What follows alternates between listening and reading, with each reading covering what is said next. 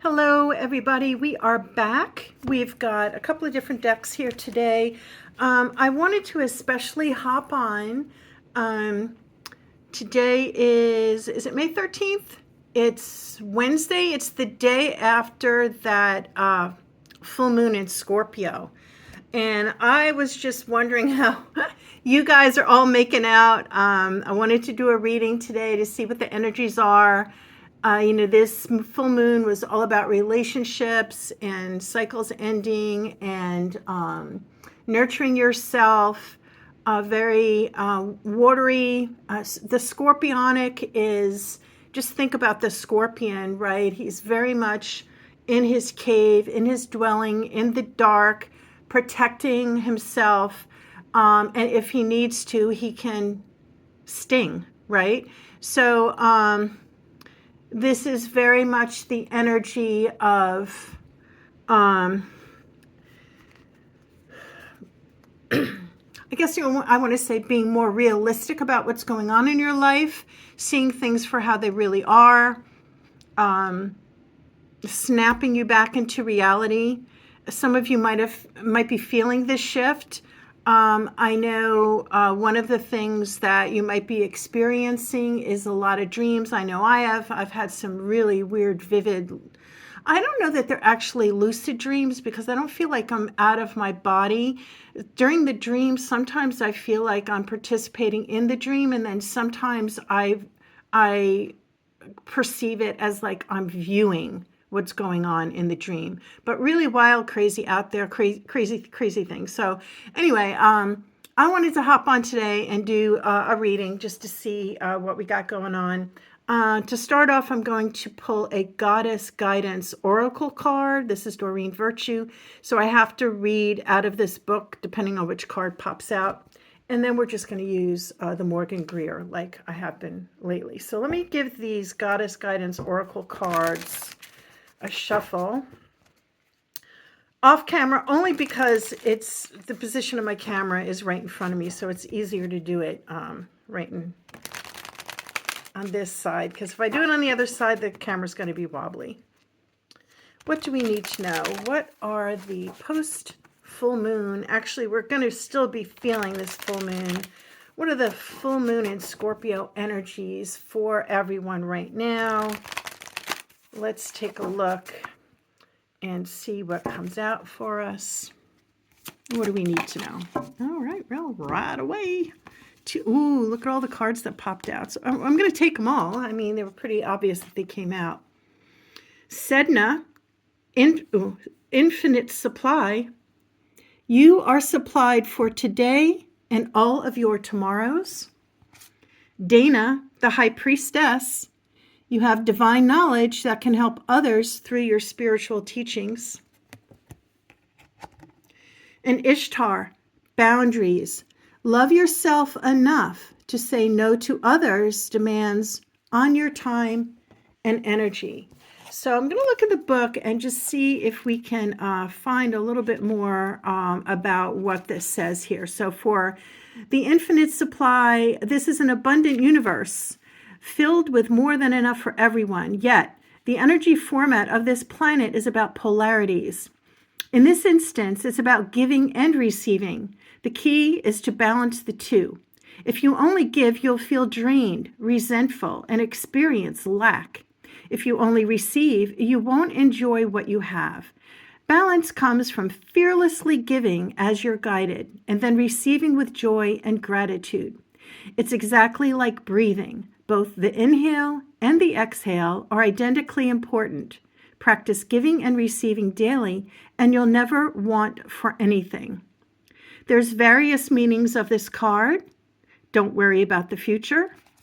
Know that you will always have enough to eat. Your needs will always be provided for. Spend time at the ocean. Swim with the dolphins. Move to a beach or island community. Go swimming, sailing, or surfing. Give time or money to a cause that protects the ocean. This is very interesting because, Scorpio is a water sign, so very interesting that this infinite supply comes up. Sedna is the Inuit Eskimo, an Alaskan goddess of the sea, who provides sustenance for the body and the soul. Sedna lost the tips of her fingers in a tragic boating accident, and the digits transformed into whales, seals, and other sea creatures. As a result, Sedna is intimately connected with the ocean's inhabitants. Call upon her for plentiful supplies, especially for your family. Sedna can also help you with any ocean-related ventures, including interacting with whales and dolphins. She's very appreciative of those who give time, money, or efforts to protect the sea and its creatures. Very interesting with the Scorpio full moon. Very interesting. Dana, the high priestess, let's see what this says for her. You have divine knowledge that can help others through your spiritual teaching. Your wisdom extends back into the far reaches of ancient times. You have brought this knowledge forward into your present incarnation to be a way shower so that others may benefit from your experiences. Don't delay in expressing this wisdom. I will assist you in manifesting platforms for your spiritual teaching, whether it's through teaching by example or through writing or speaking. All forms of teaching are equally valuable, no matter how many lives you touch. Various meanings of this card. I should just be showing you the card and reading off camera probably. Lead workshops, write books or articles, look for opportunities to teach, be a role model of peace, honor your divinity, know that you are a leader. Dana is one of the most ancient of Celtic goddesses, extending to the pre-Gaelic times of Ireland, when the Tuatha De Dananns, which means the children of Dana, followed her as their creator mother goddess. When the Gaelics invaded Ireland, the Tuatha De Dananns transformed themselves into leprechauns, as they remain today. Dana, who's also known as Danu or Danu, is extremely powerful and magical. She can help you with manifestation, alchemy, and divine magic. She can also introduce you to the elemental kingdom, especially the leprechauns. Okay, the next one, I'm going to bring it forward here so it's easier for you to see. Ishtar. This book is nice because they're all in alphabetical order, which makes it easy, provided you know the alphabet, which I met someone once who did not know the alphabet, just never learned it. Very interesting. Okay, Ishtar is all about boundaries. Love yourself enough to say no to others' demands on your time and energy. Let me see if I can you see her a little better? Hold on. She looks like a warrior, doesn't she? Her message is a sincere desire to give of service is wonderful. However, there's a distinction between giving of yourself and giving up yourself. If you feel tired, guilty, or resentful while helping others, then you're not truly helping them, are you? You're injecting poisonous energies into the relationship, and then no one benefits. Step back and reassess the situation.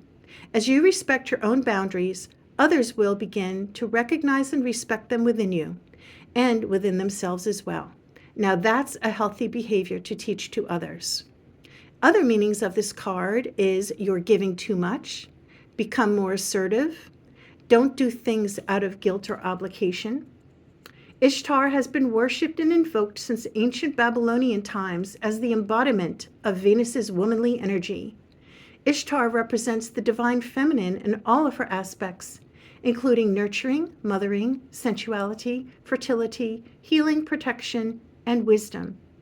As a multidimensional goddess, Ishtar doesn't tire of helping the men and women who call upon her for assistance. Okay, so those are the Goddess Guidance Oracle messages. Let's go ahead and shuffle this Morgan Greer deck. And I'm going to do, I think, just the 4-card pull to see what comes out here. What do we need to know? The Scorpio full moon energies. What are the messages? What do we need to know?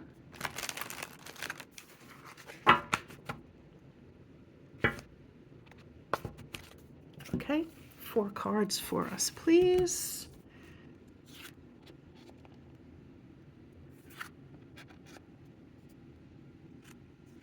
What do we need to know? Okay, here we go, folks. The Scorpio full moon energies. We've got our Goddess Guidance Oracle messages. Bottom of the deck, Morgan Greer, the High Priestess. Here we go again. We've got Dana, High Priestess. We've got the Tarot High Priestess. So she is very much in touch with her spirituality. She has her foot here on the crescent moon, which is interesting because we're coming out of the moon cycle. And she is holding a scroll of biblical text. So this is being very much in tune with your spirituality and your intuition, and being a teacher, helping others. But this is very much about trusting your intuition and having good boundaries, and leading. I'm just hearing leading by example. Like, people are going to see how you control yourself and hold yourself, and how you behave towards other people, and they're going to model from your example. Let's see what else we get. The 4 of Pentacles. Okay, the Pentacles is your Taurus, Virgo, Capricorn. This is very earthy, materialistic energies. This person is holding on to their money, right? They got their money on their mind. They're holding on to all of these huge pentacles. There's a sense of resistance. They don't want to give of their resources. They're holding on. They could also be contemplating heavily what they want to do with their resources. And now you have the 10 of Pentacles. This is very interesting because you do have some sense of guarding. And this could come in with this boundary issue too, right? With Ishtar, with the boundaries. Because here you see this couple, and in the tarot, this is actually the 9 of Pentacles woman, the very independent businesswoman. And she is in the courtyard with her companion, and they've got the banners guarding them with all of their pentacles. This is very much leaving a legacy. This is considering all of your fortune and being very content and happy, but also protecting it for those who are going to come behind you, your children, your descendants, leaving a legacy. Very fortuitous, though, with the 10 of Pentacles. Okay, look, so now we have the 2 of Cups. The Cups is your Cancer, Pisces, Scorpio, again with the Scorpio energy. I'm always find this very interesting because this is supposed to be your divine partnership, but look at the look that they're giving each other. I've often, and this is in every single deck that I have, the 2 of Cups, they don't really look happy with each other. So maybe it's just the fact that they're very serious about the situation that they're in and giving of their cups to one another. This is emotional happiness, emotional fulfillment, seeing eye to eye. I find it interesting that it almost looks to me like the man is giving his cup more forward than she is. I still feel like she's got a little bit of resistance here. It's very interesting. But too, like, these people are forward in the card itself. If you look in the background, it's like they leave everything in the background because their relationship is what comes forward. Let's see what else we have here. The 5 of Swords. Okay, Swords is your Gemini, Libra, Aquarius. As I always say with any of these energies coming up with the zodiac, these could be your placements. These could be the placements of people around you. And so far, the only card that never came up was the Wands energy, which is taking action. Right now, it's very much about using your intellect and your emotions and balancing them out when it comes to your materialistic or like 3D reality and situation. So you've got the 5 of Swords here. And look how this character is in shadow. He is taking all the swords. He's got a little bit of a grin on his face here. He has defeated his enemies. But are they his enemies? Were they just his friends? Like, is he getting away with something at the cost of or at the expense of other people, and he doesn't really even care? He's looking out for number 1. 5 is also the number of change. So this full moon was the Scorpio, very transformative kind of energy. So this could be reflecting with your intellect on doing what is best for you. And with this sun going down here, I always feel like with this card, it's like doing what you have to do before the sun sets on this situation. Taking care of what you have to today before the sun goes down, before another day ends, taking care of business. Let's see if there's one more card that might pop out. Is there a final message for us? What else do we need to know? See when I shuffle how the camera jiggles. How many more 5s do you need? Here's another one. Change, transformation. This is the 5 of Cups. Having some regrets, looking down at the spilt milk. There's your 2 cups up here. Why isn't this person looking at them? Why is this person focused on the spilt cups and not the cups that are upright? So I think this is a very reflective time. I think this is telling us to take a look at everything that's going on in your life, even with this, the resistance here, with this holding on, this 4 energy that comes before the 5s, right? You might be reflective and contemplating and doing a life review and thinking about your boundaries, and you might have regrets here over this these emotional things that have gone on with you. But I would say, don't put yourself in victim mentality. This guy is almost kind of in victim mentality too, because if he releases any of these coins, it's like he's afraid. He's afraid of releasing the coins. He's holding on as tight as he can. I'm just interested now to see what else comes up. What else do we need to know? Tell us about this 5 of Cups here. Is there another message about the 5 of Cups? This emotional, this cup energy. Oh, this guy came out. Okay. This is the 6 of Wands. Here, we finally have a Wands card. This is action. This 6 of Wands is all about victory. He's on the white horse, loyalty, honesty, naivety.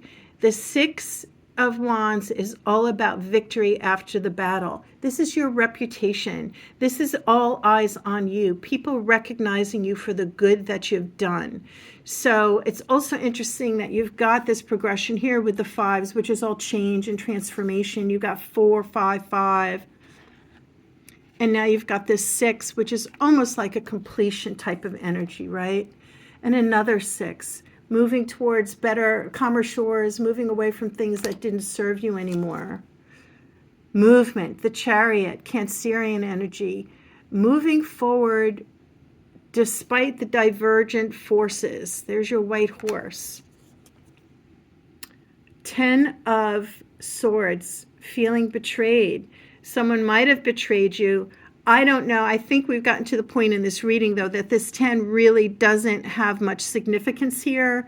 I think the Chariot and the forward movement is really kind of like the last card for us in this reading, because you do have this 10 card here, which is your prosperity and leaving a legacy. Maybe this is just caution to know who your friends are, and again, with feeling this victim mentality, I'm really feeling like this 3 of Pentacles. I'm surprised the 3 of Pentacles hasn't come out, because there's a Tower. It's definitely the 5 of Pentacles is the victim mentality, and I don't see it at all. So maybe you're not feeling like you're the victim, but I would just caution you to make sure that you're moving forward and not getting stuck too much in the past. But this is a call for you to look out for yourself, to have good boundaries, to trust your intuition. So that's what I have for you, this post new moon and full moon in Scorpio energy. I hope everything goes well for you. If you're interested in a private reading, send me a direct message and I'll get back up with you with further details.